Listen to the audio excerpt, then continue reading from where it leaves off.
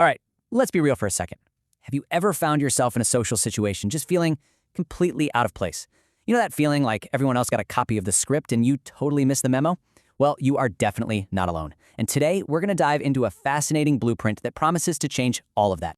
It's this feeling of being a non-player character, an NPC, in your own life. You're just kind of standing there, maybe with one or two pre-programmed lines, while the real story is happening all around you. It's such a frustrating place to be. But what if there was a way to just break out of that loop for good? You know this scene. I know you do. You're cornered by the coffee machine. You've already talked about the weekend. You've mentioned that it's almost Friday. And now you're just staring into your mug, desperately searching for literally anything else to say. This exact painful moment is what we're here to solve. So why do we get stuck here in the first place? Well, a lot of the time, it's because the advice we're given is like an old broken map. It points us in some confusing direction that honestly doesn't lead anywhere interesting at all. Yeah, the old map tells you to become a psychology expert basically overnight. You're handed this massive reading list that feels more like a college course than, practical advice. Get this. The source material we're digging into highlights this wild idea that you're supposed to read 48 dense books just to have a normal conversation. I mean, who has time for that? It's overwhelming and just totally impractical. This really shows the contrast perfectly. The old way is all about heavy analysis and studying, right? But the wizard's way completely flips the script. It's all about simple tactics, creating positive feelings, and this is the absolute key, shifting the focus off of yourself and onto the other person. And that brings us right to the core of this whole thing. This is that single aha moment that once you really get it, it changes the entire game of social interaction. So, here it is. This is the big one. True charisma isn't about having the wittiest comebacks or the most brilliant stories. It is not about you at all. It is 100% about making the person you're talking to feel good, to feel seen, to feel important, to feel interesting. Once you make that your goal, everything else just gets so much easier. Okay, so if it's all about making other people feel good, how do we actually do that? This is where we get to the fun part, the practical tools.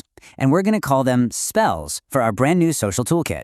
So, we've got two main spells in our spellbook. First up is the favor spell. And this one is designed to make the other person feel capable and trusted.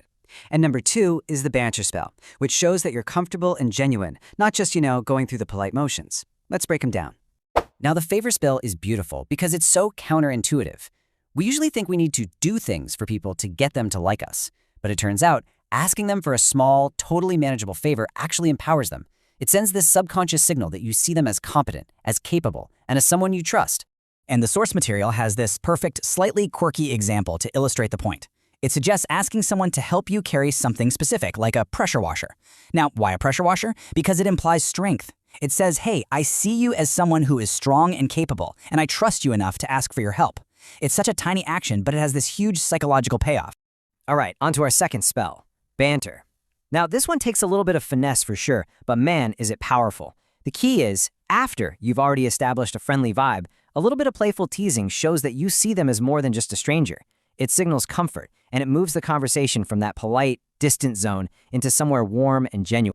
So when you start combining these ideas, shifting your focus away from yourself, and using these simple little spells, you start this amazing transformation. You stop being a background character, and you start becoming the architect of positive social interactions. You become the social wizard. So what are the big takeaways here? First, forget the library of psychology books and just start doing. Remember, charisma is an outward-facing skill. It's all about them, not you. Use the favor spell to make people feel valued, and then use the banter spell to build some real rapport. With these tools, your journey out of that NPC background, it has already begun.